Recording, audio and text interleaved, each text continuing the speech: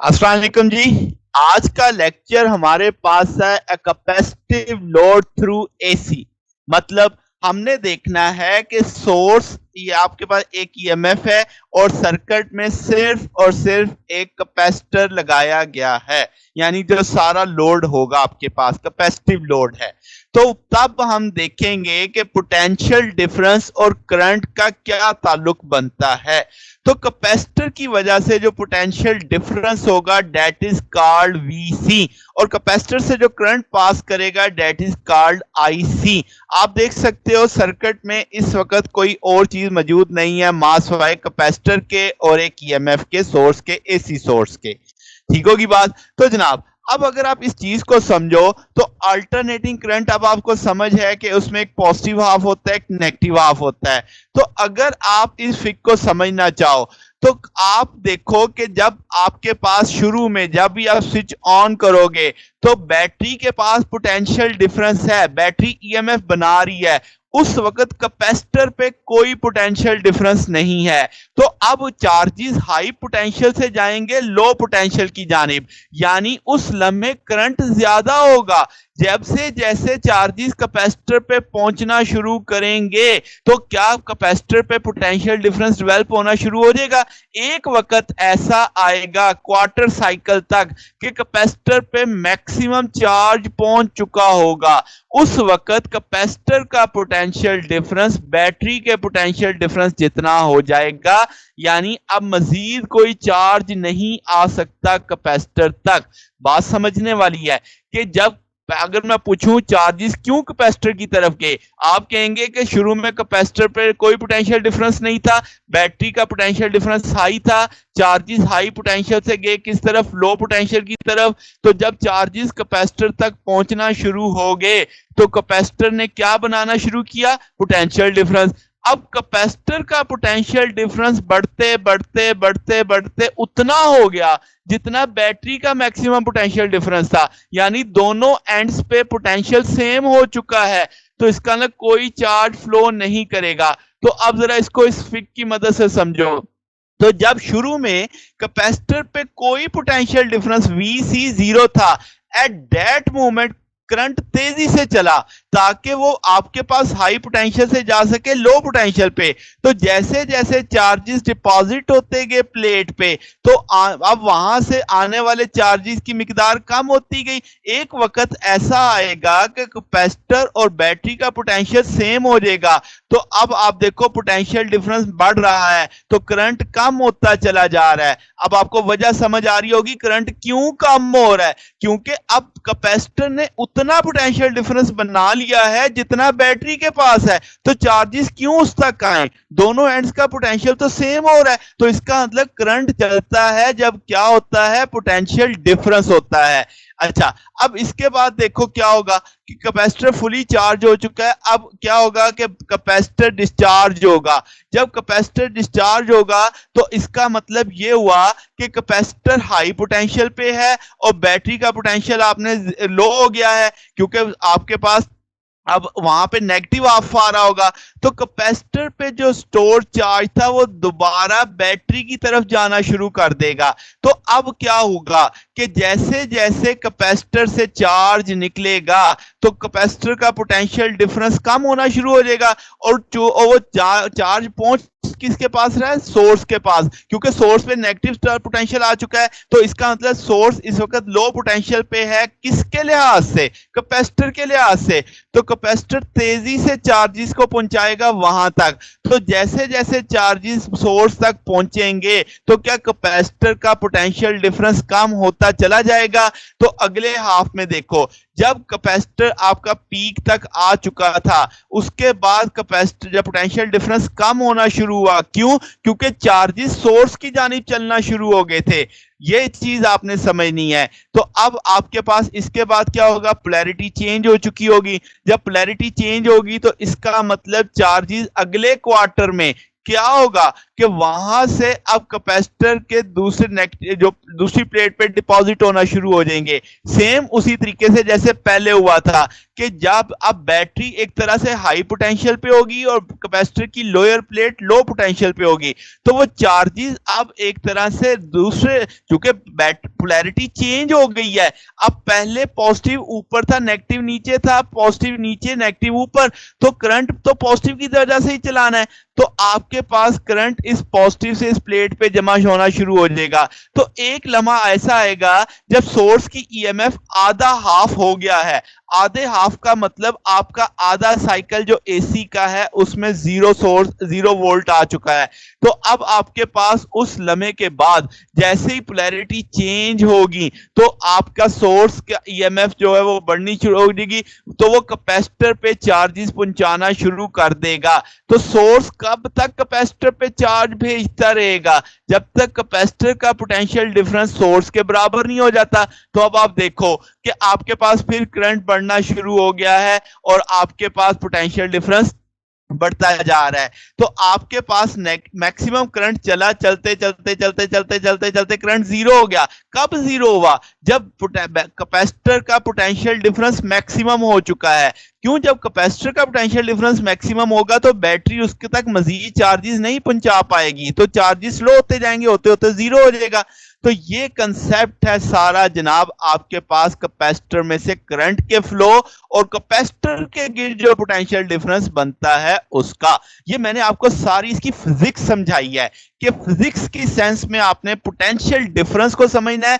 अब बेसिक मुद्दा जो आपके दिमाग में होना चाहिए कि करंट कब चलता है? जब पोटेंशियल डिफरेंस होता है। अगर कैपेसिटर और ईएमएफ के सोर्स के बीच में पोटेंशियल डिफरेंस होगा तो आपके पास अगर ईएमएफ बैटरी का पोटेंशियल ज्यादा है तो करंट जो है वो बैटरी से जाएगा कैपेसिटर की जानिब, और अगर कैपेसिटर का पोटेंशियल डिफरेंस ज्यादा है बैटरी से तो वो वापस जाएगा किस तक? बैटरी तक। तो ये मामला चलते रहेंगे। तो अब इसका मतलब अगर हम कहें कि भाई potential difference across the capacitor कितना होगा, तो हम कहेंगे VC is equal to V naught sine of omega t आ जाएगा, क्योंकि वो सोर्स के बराबर होता है। फिर आप कहोगे V नॉट यहाँ पे एम्पलीट्यूड है, अल्टरनेटिंग पोटेंशियल डिफरेंस जो कैपेसिटर के गिर्द आ रही है। अल्टरनेटिंग क्यों है? क्योंकि हमारा सोर्स अल्टरनेटिंग है, तो उस लिहाज से अल्टर करती रहेगी। तो जनाब इसी तरीके से अब चार्ज देखें कि कितना चार्ज, कैसे चार्ज का बिहेवियर कैसे है, तो Q is equal to CV होता है, तो वहां से QC इज इक्वल टू CV नॉट आ जाएगा। तो आप लिख सकते हो कि यहां से कि भाई आपके पास V की वैल्यू लगा देंगे, तो V की वैल्यू लगने से क्या हो जाएगा कि V naught sine of omega t आ जाएगा। तो यहां से आपने Q is equal to CV, V की वैल्यू आपने प्लेस की तो वो आपके पास CV naught cos of omega t आ गया। करंट देखना होगा तो हम कहते हैं I बराबर होता है dq बाई dt, तो आप CV naught sine of omega t लेंगे। CV नॉट कांस्टेंट है तो साइन ऑफ ओमेगा टी का derivative cos of omega t आएगा, जिसे हम साइन ओमेगा टी प्लस 90 लिख सकते हैं। तो क्या पता चला? इक्वेशन 1 और 2 का कंपैरिजन करो, न्यूमेरिकली देखो जरा कि आपके पास voltage sine of omega t का फंक्शन है, जबकि करंट आपके पास sine of omega t plus 90 का फंक्शन है। क्या मतलब कि करंट 90 डिग्री ज्यादा है, 90 डिग्री आगे चल रहा है, लीड चल रहा है। तो जरा देखो, इस पहली फिक्स से सारी कहानी दोबारा समझ आती है। जब हमने स्विच ऑन किया था तो क्या उस वक्त कैपेसिटर पे कोई पोटेंशियल डिफरेंस था? नहीं था, जीरो। ठीक, अब उस लम्हे करंट तेजी से चला, यानी उस लम्हे करंट मैक्सिमम था। तो जब आपका कैपेसिटर पे पोटेंशियल डिफरेंस जीरो है तो करंट मैक्सिमम चल रहा है। तो ये चीज आपने समझनी है। क्यों ये बात मैं क्यों कर रहा हूं? क्योंकि ओमेगा टी जीरो करोगे तो पोटेंशियल डिफरेंस जीरो हो जाएगा, मगर उस लम्हे करंट जीरो नहीं होगा, क्योंकि ओमेगा टी प्लस 90 साइन 90 तो 1 आ जाएगा, जो बताएगा कि करंट उस लम्हे मैक्सिमम है।